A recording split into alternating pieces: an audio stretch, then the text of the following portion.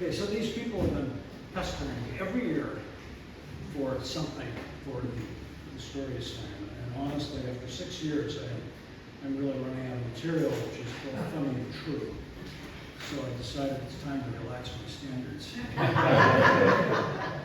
So what you're getting today isn't funny. Actually, as I think you all know, the bicentennial of the town is coming up, and we are, I think, very rightly interested in the town's history. And I want to do two things briefly. One of them is to describe to you a fire that occurred in, I think, about 1962, although Bill Arnold's not here, is he? I don't know if anybody else here. Well, we'll get to that. And then I want to go back in time further than that. I am hoping to, by the time the bicentennial comes around, fill in a little bit more detail on the town's history before George Cross's Randolph Old and New, which of course really only goes back to about 1895. Fire story that I want to tell you occurred, I believe, in 1962 when the Campbell's house burned next to Mount Crescent House. And I'm sorry, I can't remember the name of the people that bought the place. Does anybody know? It's on the right-hand side, it's on the same side as the Mount Crescent House site, between Annie Johnson's and It has the big sculptures. yeah.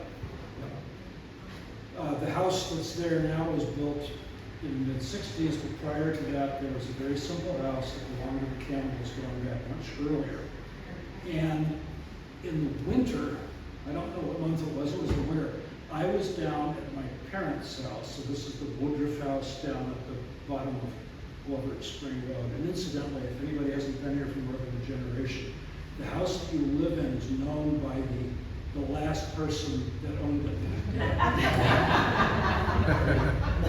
you may own it, and when you die, it'll become known as your house. I was there. I was there with my mother, my sister, at least one, if not all three, of the Lutheran girls, and Jack and Gwen Lutheran may have been there as well, and Chris Campbell and John Free. And my father was on his way up from Boston. This is an evening, like 7 or 8 o'clock or something like that in wintertime. My father comes bursting in the door and yells. He said, "The Campbell's house is on fire." And somebody said, "Oh, that's a good joke." And my mother said, "No, you wouldn't joke about something like that."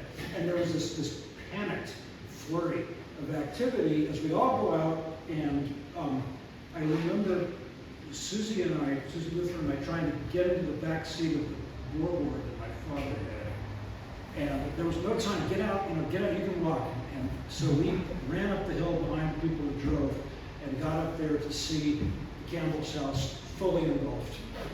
Flames going up 40 feet. And of course there was as much distance then as there is now between the road and the house, and no plowed access. And what fire department there was at that time was a long way away, so there was absolutely nothing to be done. I went back the following day, and picking through the remains, I found Toby Campbell's transit when he was an engineering student, a lot of other debris. That was a house that spent a lot of time with his children. Gone now, as are a number of other houses on the hill. The Pollock property across the road from Bill Arnold's had a beautiful Lutheran house in it that burned, I believe, in the 1950s sometime. The site of what was John Mudge's house, he's not dead, but we'll cheat and call his house anyway. Washburn. The Washburn house, yeah. The Ogilvy house was the Ogilvy's before, but was a house called the Airplane. A lot of things are gone that those of us that remember these things, I think it's worth talking about, just to tell the stories. Now to go back a little bit further than that,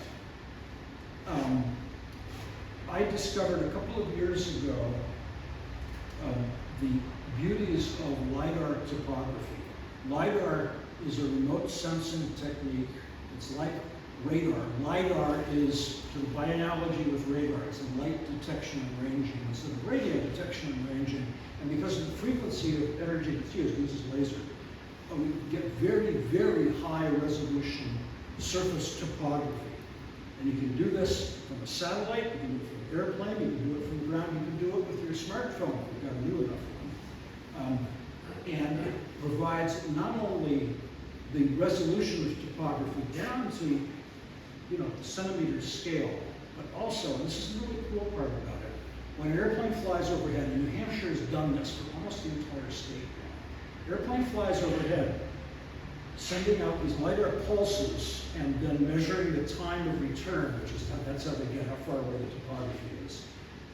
At any point on the ground, we get more than one return. You get something from the top of the foliage, and you get some returns from in between, and then maybe you get a return from the building if it's there, and then you get a return from the ground.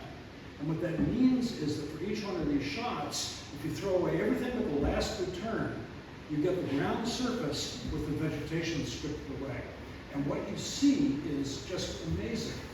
And I brought some pictures with me. We can't show them here, but I am hoping when we do the YouTube put together, we can stick in a picture. I can show anybody who's interested afterwards what these look like. But what you can see, among other things, is old stone walls and old solar holes. There are 3 solar holes along the pasture path about a half a mile west of High Acres. Who lived there? There are several solar holes in the vicinity of the intersection of the diagonal of the wood path. Who was there? There are extensive stone walls up near what was called the McFarland House, and now that my mother-in-law Jane Koopman is dead, we can call it the Koopman House. At the end of the road, there are large, continuous stone walls there outlining areas that have been cleared for agriculture long, long ago. And the Shepherd House, now Bullock House, across the road from the Campbells, there's a photograph. So this is just east of the Mount Crescent House site. There's a photograph where you can see the Koopman House, the McFarland House, in the distance, because everything was cleared off. The town was very, very different 100 and more years ago, in a way that's not captured by Randolph or New or anything else, for that matter. So, that's sort of where I'm headed the next year or two as far as research interests and what I'm hoping to be able to contribute to the bicentennial. So, as I said, true but not funny. I told my story about the little pot last year, so I